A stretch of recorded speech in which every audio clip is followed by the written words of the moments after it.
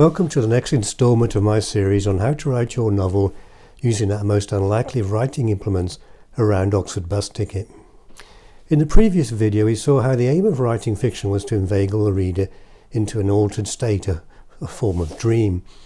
And now I want to look at how we can give your readers a lot of pain that they paradoxically will enjoy. We'll be taking a bus to Oxford Castle and making the acquaintance of Julia Ann Crumpling, reportedly at 7 years old the youngest person ever to be imprisoned in the UK.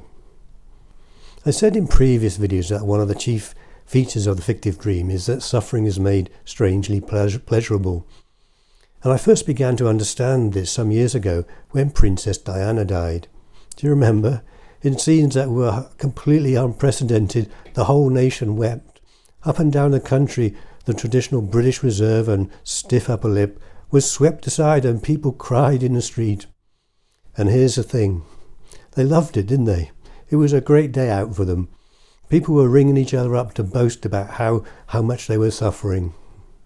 Someone coined the term grief light for it. And this is, I think, what we enjoy in fiction. So how actually do we do it? How do we make the reader suffer deliciously? For some inspiration, let's take bus number 4 to this place, the former prison. It's a monument to human beastliness to other humans. And part of it is now the Malmaison Hotel. And I'm told at breakfast they still continue the 500-year custom of serving porridge here. Apparently they used to nail your ears to the headboard of the pillory. And when you were released, they gave you a knife to cut your ears off.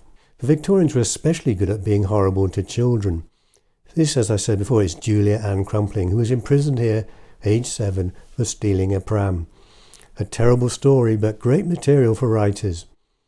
Because the simplest time-honoured way to make your readers suffer is to get them to identify with the hero. And then we give the hero hell. And it works really well if you do it to a child, especially an orphan. Have you ever wondered why there are so many wicked stepmothers in literature? Charles Dickens was a master of this. He knew exactly what he was doing. The formula is simple. Take an orphan, treat him horribly, and let him find happiness at the end.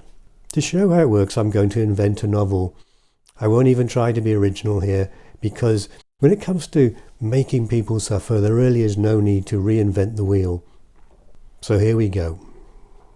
Meet Oliver Coppertwist, a little boy who lives with his mother in Somewhere on Sea. His father spends his time in London and takes little interest in his son.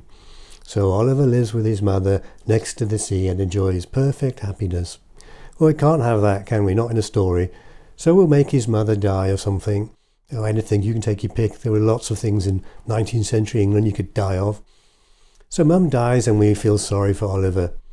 And his dad, who is a cold fish, finds the death just inconvenient. And he doesn't want Oliver around, so he sends him away to live with his aunt in faraway Shire, in a house that is cold, forbidding and gloomy. Well, Oliver is desperately alone and bereft, poor chap. So let's make things worse. His aunt despises him on account of a feud she had with his father, so she beats him. Oh, this is awful. We feel terrible. Where can poor Oliver turn to? How about his cousin Lucinda? She is the sort of spiteful child you find in a lot of Victorian stories. So she takes an instant dislike to Oliver. And when some money goes missing, she says Oliver stole it. She saw him. Well, physical maltreatment is bad enough, but we hate injustice even more, especially when visited upon the innocent. Are you burning with indignation for Oliver? Excellent. So he is sent away to a brutal workhouse where there are even more torments await him.